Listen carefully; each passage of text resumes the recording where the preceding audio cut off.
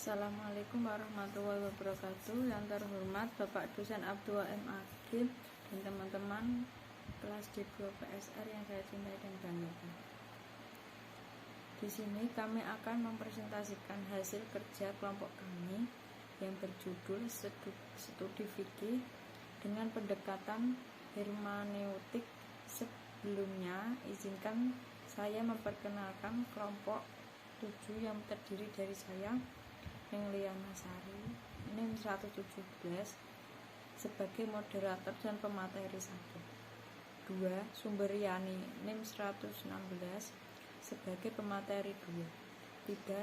Rismania, NIM 109 sebagai pemateri 3. Selanjutnya, simak presentasi dari kami. Pengertian dan sejarah hermeneutik. Pengertian secara etimologis, hermeneutika berasal dari istilah Yunani kata benda hermania yang berarti interpretasi. Dari kata kerja hermeneuon yang berarti menafsirkan, istilah tersebut sering dihubungkan dengan tokoh mitologis Yunani Hermes yang bertugas menyampaikan pesan Jupiter kepada manusia. Mitos ini menjelaskan tugas seseorang Hermes yang begitu penting yang bila keliru dapat berakibat fatal. Hermes adalah simbol seorang duta yang diberi misi menyampaikan pesan sang dewa. Sejarah.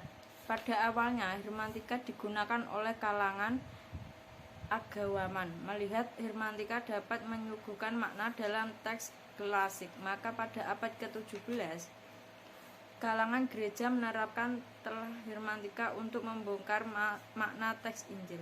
Ketika menemukan kesulitan dalam terbentuk pemecahan oleh hermeneutika, memasuki abad ke-20 kajian hermeneutika semakin berkembang. PDE Schleiermacher memperluas cakupan hermeneutika tidak hanya dalam bidang sastra dan kitab suci.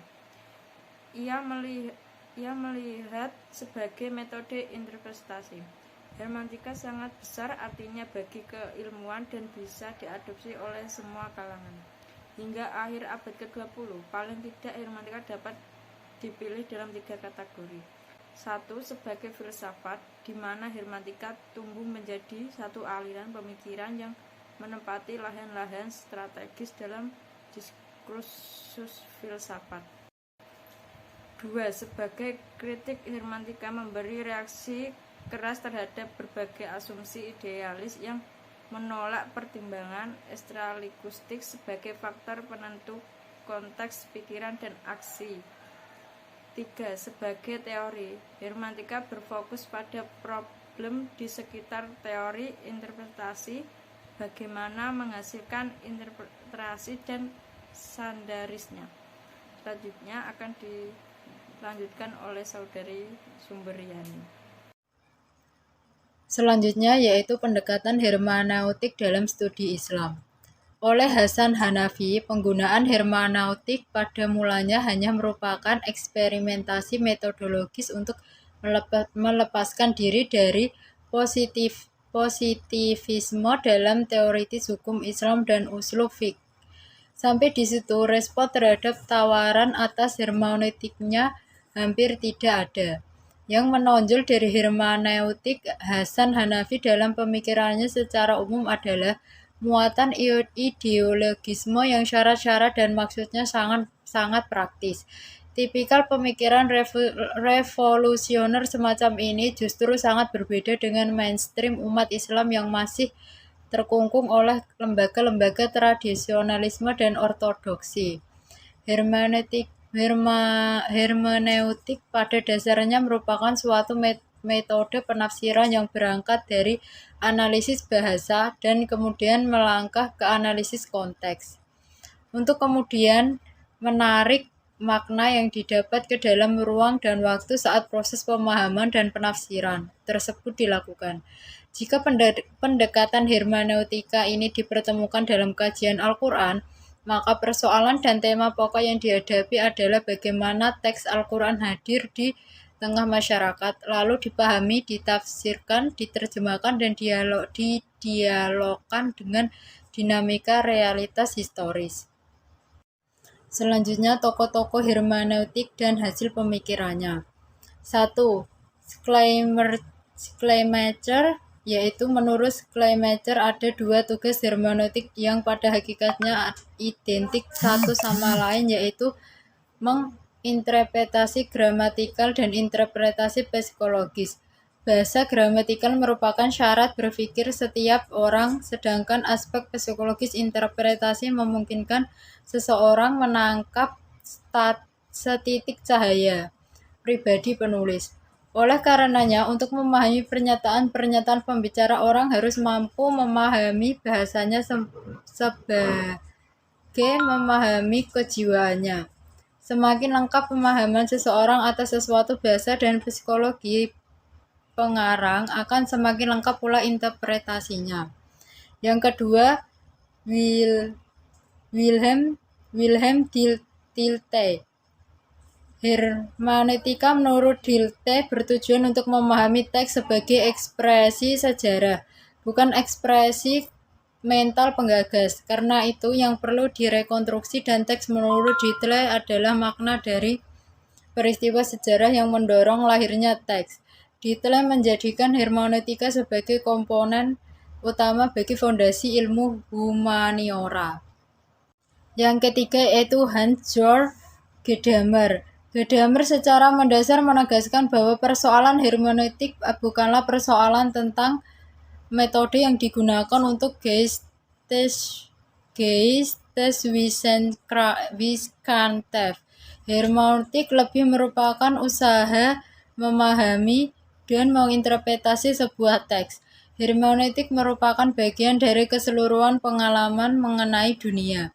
Yang keempat yaitu menurut Jürgen Habermas.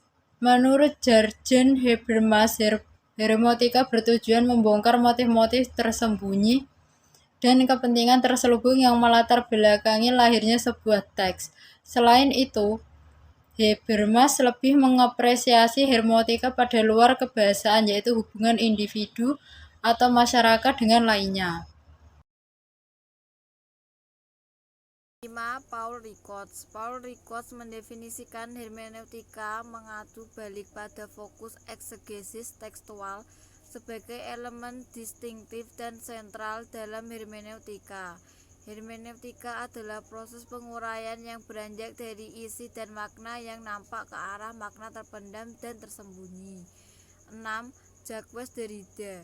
Jacques Derrida menyimpulkan memahami sebuah istilah pada dasarnya adalah lebih daripada sekedar mengetahui makna atau tanda kata-kata yang dipergunakan dalam ucapan. Idealnya, pendengar atau pembaca harus ambil bagian dalam kehidupan pengarang atau pembicara sehingga ia dapat memahaminya. Prinsip-prinsip paham hermeneutika. A. Bila kaum strukturalis berkonsentrasi pada struktur, kaum hermeneutika berkonsentrasi pada makna. B. Bahasa adalah pusat kekuatan manusia. C. Hermeneutika menanamkan pemaknaan dan komunikasi. Lewat bahasa mereka berupaya untuk mendapatkan pemahaman bersama. D. Dalam tradisi hermeneutika, subjek dan objek tidak dipisahkan, tetapi malah terlibat dalam hubungan komunikatif. E. Subjek dimaknai demikian adanya karena dunia bahasa yang mereka gali. F. Tujuan akhir dari hermeneutika adalah pemahaman yang lebih baik atau pemaknaan dari interaksi berbagai konstruksi yang sudah ada. G. Pemahaman antar budaya dan antar zaman. Karakteristik pendekatan hermeneutika. Yang pertama, hermeneutika adalah metode dan seni penafsiran teks secara umum atau kalimat sebagai simbol teks. Yang kedua, hermeneutika adalah metode yang memadukan dan menggabungkan antara filsafat dan kritik sastra atau sejarah. Yang ketiga, metode hermeneutika bertujuan mencari makna yang terkandung dalam teks. Yang keempat, hermeneutika adalah metode tafsir individualis sekaligus objektif, idealis, dan mengakui keragaman level metafisika. Yang kelima, fungsi metode hermeneutika memiliki pembebasan atau liberalisme. Yang keenam, metode hermeneutika sebagai salah satu metode krisis lebih dekat pada spirit metode ilmu-ilmu fisika.